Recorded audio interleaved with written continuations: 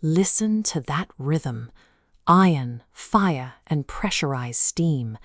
By the 19th century, European industry possessed a mechanical violence that could outproduce entire nations in a matter of hours.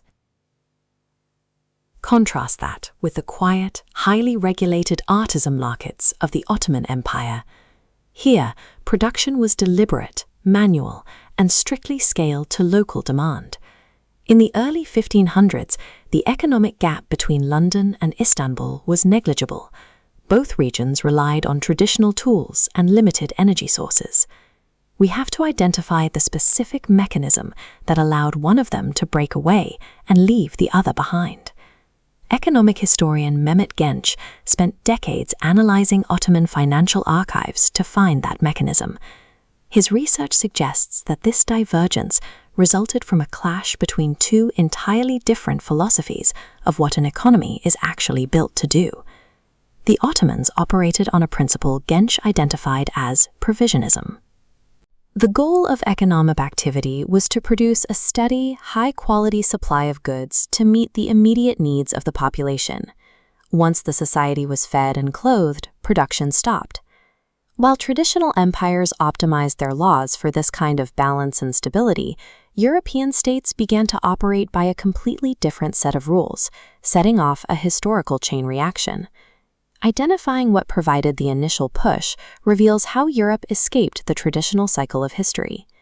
In the early modern period, Europe faced a serious constraint. A growing population and an increasing capacity to produce goods were trapped within the physical borders of a relatively small continent. The transoceanic geographical discoveries provided a perfectly timed release valve for that mounting pressure. This map shows exactly how that pressure was released. The new Atlantic routes delivered a massive surge of precious metals to act as currency, while simultaneously opening up vast, untapped overseas territories to serve as consumer markets. This sudden injection of raw materials and new capital created the exact conditions necessary for rapid, continuous economic expansion. Finding resources is only half the equation. You need an engine to burn them.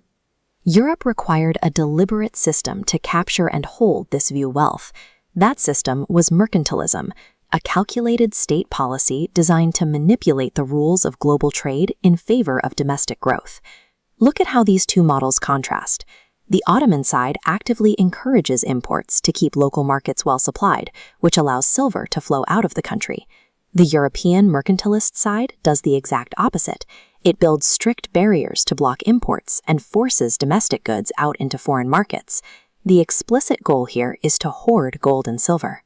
The state actively wields its military and political authority to enforce these barriers and protect its own merchants. Because this wealth isn't leaking out to pay for foreign goods, it pools and compounds at home. The European state effectively turns itself into a centralized weapon for capital accumulation. This aggressive, state-backed hoarding provided the deep financial reserves required to fund the technological shift that was about to arrive. The Industrial Revolution was the direct, funded outcome of centuries of mercantilist policies, building up enough surplus capital to risk on expensive new machinery. We see a total shift in energy.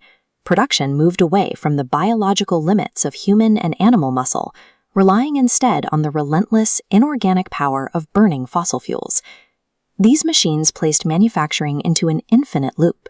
The objective was no longer the Ottoman ideal of meeting immediate local needs, but driving continuous, aggressive increases in productivity. A single steam-powered loom could now output more fabric in a day than dozens of manual weavers working in unison. By moving to this mechanical scale, Europe ensured that traditional manual economies lost the ability to compete on price or volume.